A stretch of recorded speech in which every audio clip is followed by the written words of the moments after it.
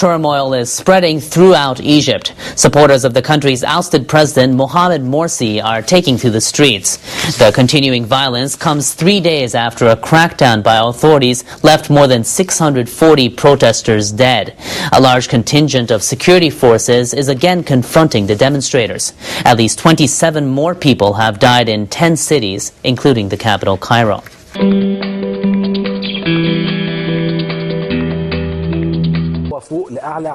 After a day of violence in Egypt, which left more than 100 people dead, tensions continued into the night in the capital, Cairo.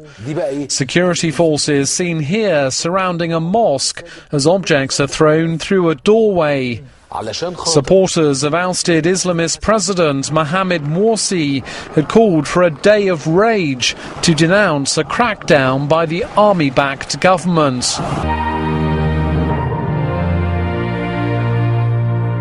Well, security forces have been entering the Al Fateh Mosque near Cairo's Ramses Square. It's 5:30 GMT right now, 7:30 a.m. in Cairo.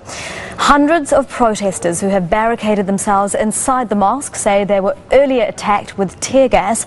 95 people were killed in the same area on Friday. Doctors have told Al Jazeera they've received bodies of men, women and children with bullet wounds to their heads and chests.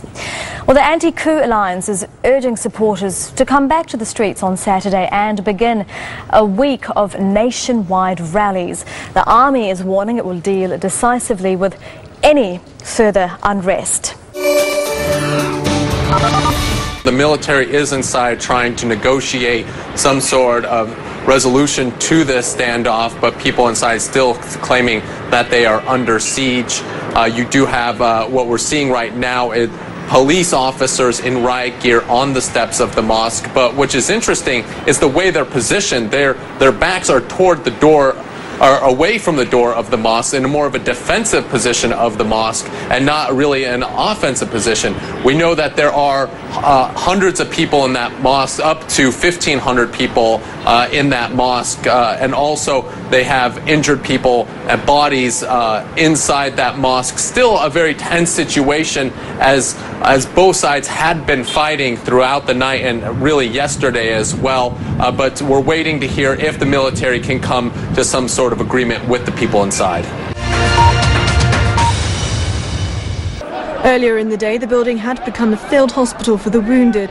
Many of those who went there searching for relatives became trapped when the dusk till dawn curfew kicked in. There are people trapped inside the mosque who were unable to leave. The head of the doctors' syndicate telephoned state-owned Al-Ahram earlier and said that there were around 1,500 protesters inside that mosque. And not far from Ramses Square in Cairo, firefighters fought to control this building fire. It spread to a blood bank in a Red Crescent building. The city now resembling a war zone.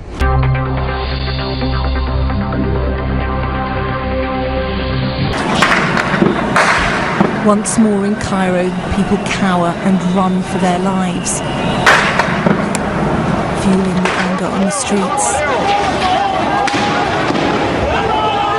The security forces and supporters of the deposed President Mohamed Morsi are again on a collision course.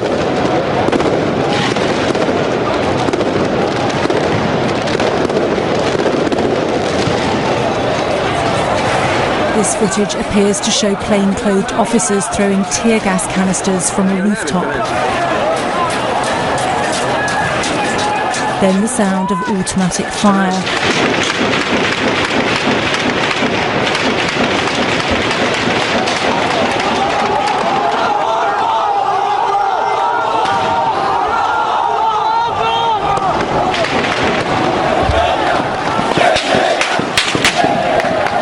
The violence has spread across the country.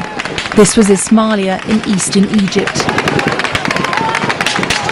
Another town facing the unflinching suppression of the military.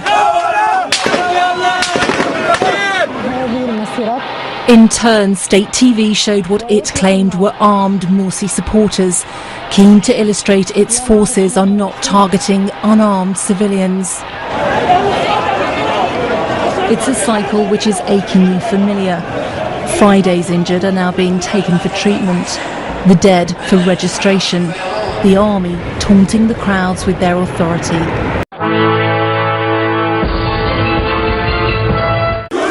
Sisi said that he's going to apply democracy in Egypt, and he cancelled all democracy. Where is democracy? Where is our vote? No matter how much they push against us, no matter how much they kill, we will continue to the end, even if they kill the last one of us.